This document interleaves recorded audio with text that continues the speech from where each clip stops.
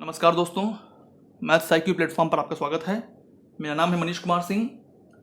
विभिन्न प्रतियोगी परीक्षाओं में पूछे जाने वाले क्वांटिटेटिव एप्टीट्यूड का यह तीसरा अध्याय रहेगा, तीसरा टॉपिक रहेगा, जिसका नाम है बोट एंड स्ट्रीम, मतलब नाव और नदी की धारा। दोस्तों, अक्सर हमने देखा है कि अगर हम किसी नदी की दिशा में अगर तैरते हैं तो हम ये फील करते हैं, हम ये देखते हैं कि सपोज करिए 1 घंटे में मैं नदी की दिशा में 200 मीटर चलता हूँ, 200 मीटर तैर के चला जाता हूँ और उसी 200 डिस्टेंस को पूरा करने के लिए 200 मीटर डिस्टेंस को पूरा करने के लिए मैं 2 घंटा लूँगा वापस आने के लिए। क्यों? क्योंकि मुझे नदी की धारा की दिशा के विपरीत आने में ज़्यादा समय लगेगा। ऐसा क्यों होता है दोस्तों? इसका जवाब हमको इस टॉपिक में मिलेगा। तो सपोज करिए कि हमारे पास एक नाव है। उस नाव को अगर मैं एक शांत जल में, एक तालाब में अगर मैं चलाता हूं तो माना उसकी स्पीड BS है, speed of boat, still water, BS। और किसी नदी की चाल, कोई एक नदी है, उसकी स्पीड है CS। ठीक है, BS क्या है? बोट की स्पीड है स्टिल वाटर में। CS क्या है? करंट स्पीड, मतलब नदी की धारा। अप स्ट्रीम स्पीड क्या है दोस्तों? देखिए, जब आप नदी की धारा के विपरीत दिशा में तैरेंगे या फिर नाव चलाएंगे तो आपकी जो चाल होगी या नाव की जो चाल होगी वो क्या होगी? BS माइनस CS, मतलब जो आपकी चाल शांत जल में थी माइनस जो नदी की धारा की चाल है। इसी तरह से डाउन स्ट्रीम स्पीड क्या है? डाउन स्ट्रीम स्पीड, अगर आप नदी की धारा की दिशा में बहेंगे, दिशा में तैरेंगे तो आपकी स्पीड क्या होगी? जो आपकी स्पीड शांत जल में थी प्लस नदी की धारा की चाल। दोस्तों, इन दोनों इक्वेशन को सॉल्व करने के बाद हम 2 इक्वेशन और पाते हैं। इन्हीं दोनों पर हमारा पूरा का पूरा बोट एंड स्ट्रीम का चैप्टर डिपेंड होगा। अगर हमारा क्वेश्चन में डाउन स्ट्रीम स्पीड और अप स्ट्रीम स्पीड दिया हुआ है और हमसे पूछेगा कि बताइए नाव की चाल क्या है, तो हम ये फार्मूला यूज करेंगे जो कि आपके सामने है। इसी तरह से अगर हमको डाउन स्ट्रीम स्पीड और अप स्ट्रीम स्पीड दे रखा रहेगा और हमसे पूछेगा कि नदी की चाल कितनी है, नदी की जो धारा है उसकी चाल कितनी है, तो आपको ये फार्मूला यूज करना है। तो चलिए दोस्तों, ले चलता हूं आपको एग्जांपल्स की तरफ।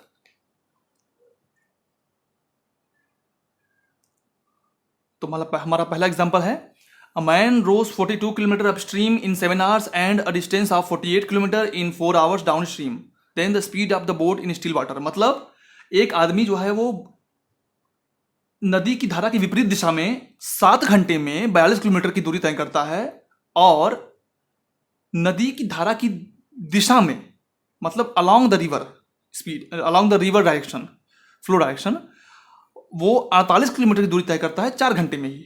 देखिए दोस्तों, डाउन स्ट्रीम स्पीड और अप स्ट्रीम स्पीड दे रखा है क्वेश्चन में। कैसे दे रखा है? देखिए, 42 किलोमीटर 7 hours, तो 1 hour में कितना होगा? 42 divide by 7 is equal to 6 kilometre per hour is the up stream speed. Okay, and down stream में कितना जाता है? 48 किलोमीटर जाता है 4 घंटे में, तो 1 घंटे में कितना जाएगा? 12 किलोमीटर पर आवर। तो ये क्या हो गया? डाउन स्ट्रीम स्पीड हो गया। अब देखिए, अप स्ट्रीम स्पीड आपका निकल गया 6 किलोमीटर प्रति घंटा, डाउन स्ट्रीम स्पीड निकल गया आपका 12 किलोमीटर प्रति घंटा। तो आपको निकलना है बोट की स्पीड।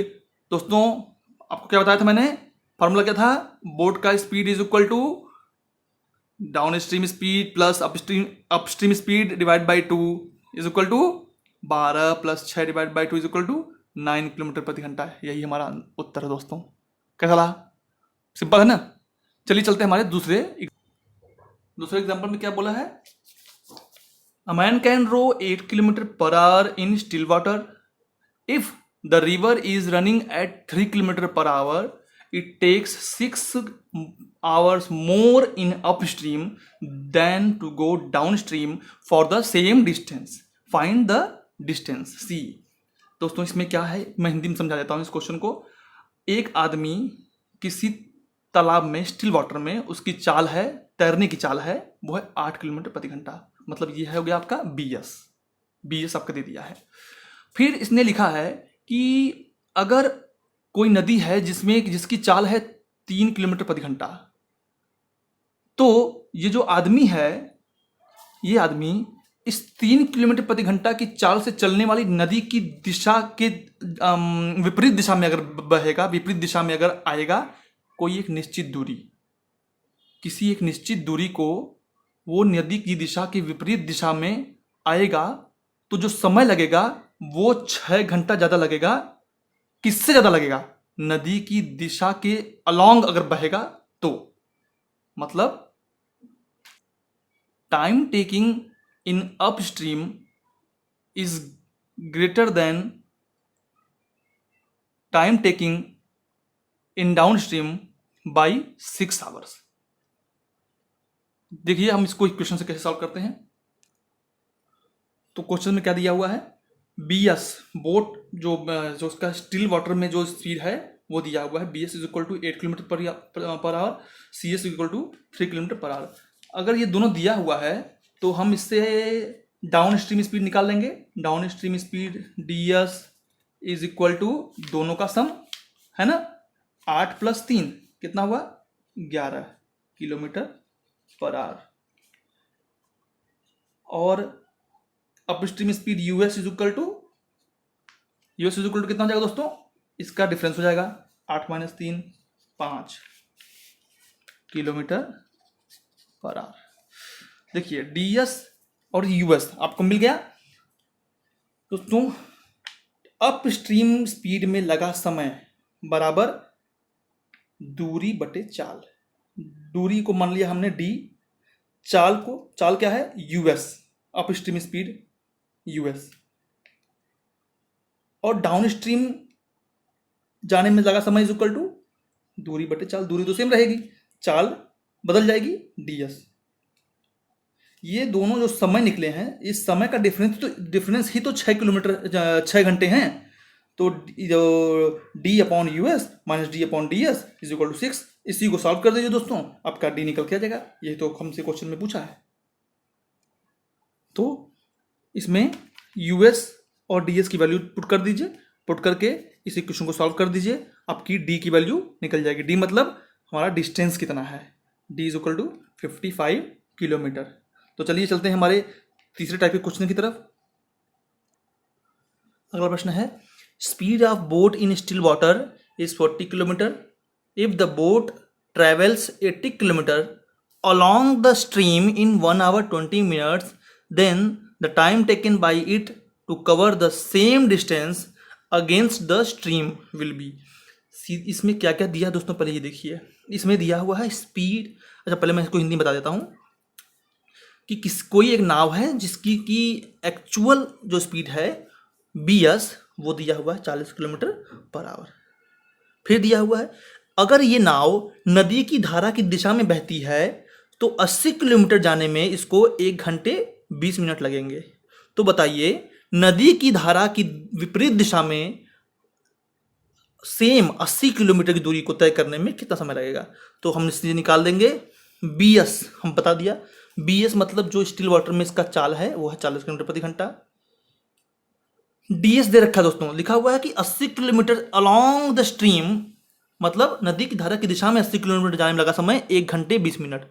तो इसको हम लोग कन्वर्ट करेंगे स्पीड में, तो चाल बराबर दूरी बटे समय। तो ds is equal to 60 kilometre per hour हमारा निकल के आ गया।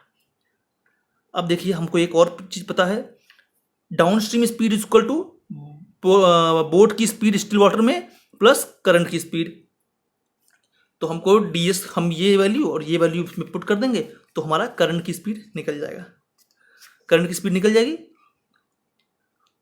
अब हमको क्वेश्चन में क्या पूछ रहा है कि सेम डिस्टेंस को नदी की धारा की विपरीत दिशा में तय करने में लगा समय, समय बराबर दूरी बटे चाल। दूरी तो वही रहेगी 80 किलोमीटर, चाल क्या होगा, चाल हो जाएगा आपका up stream speed. Up stream speed is equal to क्या होता है bs - cs। bs तो आपको पता ही है 40, सी एस आपने निकाल ही दिया है 20, डी सेम डिस्टेंस दिया ही हुआ है, तो आपको आंसर निकल के आएगा 4 आवर्स। यही हमारा आंसर होगा दोस्तों। चलिए चलते हैं हमारे अगले सवाल की तरफ। 2 boats A and B start towards each other from 2 places 180 km apart. Speed of boat A and B in still water are 12 km per hour and 15 km per hour respectively. If A proceeds downstream and B upstream, they will meet in the time of what? Hindi में समझिए, दो नाव है ए और B, दोनों के बीच का जो distance है वो है 108 किलोमीटर, दोनों 108 किलोमीटर दूर हैं। ए की जो स्पीड है स्टिल वाटर में, मतलब एक्चुअल स्पीड, नदी की धारा के अलोंग नहीं, नदी की धारा के विपरीत नहीं, एक्चुअल स्पीड स्टिल वाटर में वो है 12 किलोमीटर प्रति घंटा और बी की है 15 किलोमीटर प्रति घंटा। पूछ रहा है क्वेश्चन में कि कितनी देर बाद दोनों नावें मिल जाएंगी यदि ए डाउन स्ट्रीम में जाता है, मतलब नदी की धारा की दिशा में बहता है, और बी नदी की धारा के विपरीत दिशा में बहता है।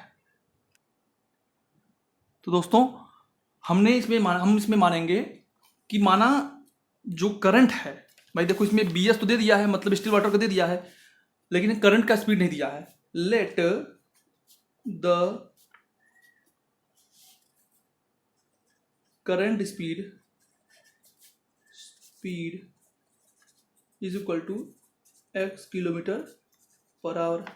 देखिए अगर करंट की speed x kilometre per hour, ये क्या है सी एस।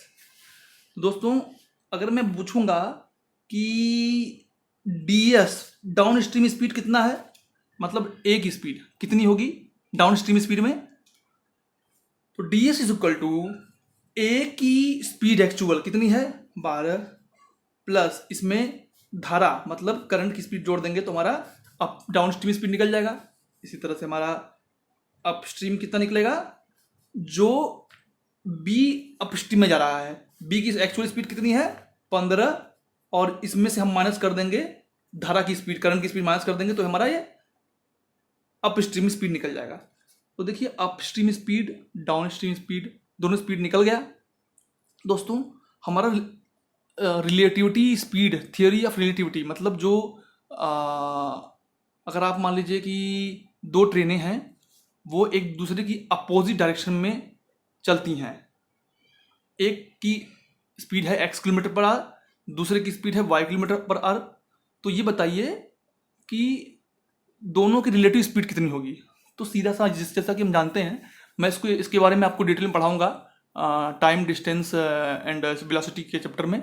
अभी के लिए फिलहाल इतना जान जाइए कि अगर कोई भी दो ट्रेनें या फिर दो ऐसी चीज़ें जो कि एक दूसरे के विपरीत दिशा में चल रही हैं, तो उनकी रिलेटिव स्पीड जो होगी दोनों की स्पीड का योग होगी, मतलब सम होगी। इसी तरह से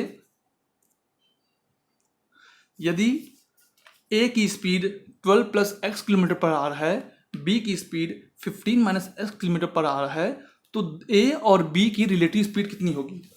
ए and B's relative speed is equal to, sum कर दीजिए दोनों को दोस्तों, 12 plus x plus 15 minus x, x से एक्स कैंसिल हो गया, 27 किलोमीटर पर आवर। ये रिलेटिव स्पीड हो गई। इस स्पीड से दोनों एक दूसरे के पास आ रहे हैं। तो डिस्टेंस कितना है दोनों में 108 किलोमीटर।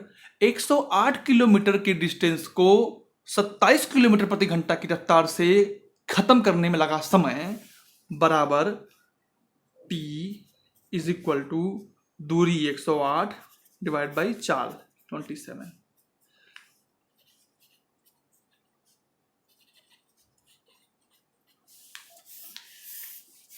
एक 108 किलोमीटर की दूरी को 27 किलोमीटर प्रति घंटा की रफ्तार से 4 घंटे लगेंगे मिलने में। यही हमारा आंसर हुआ दोस्तों। इसी 4 टाइप के क्वेश्चंस इस टॉपिक से पूछे जाएंगे, इससे बाहर का कुछ नहीं आएगा। आशा करता हूं आपको ये टॉपिक पसंद आएगा, और अगर नहीं पसंद आता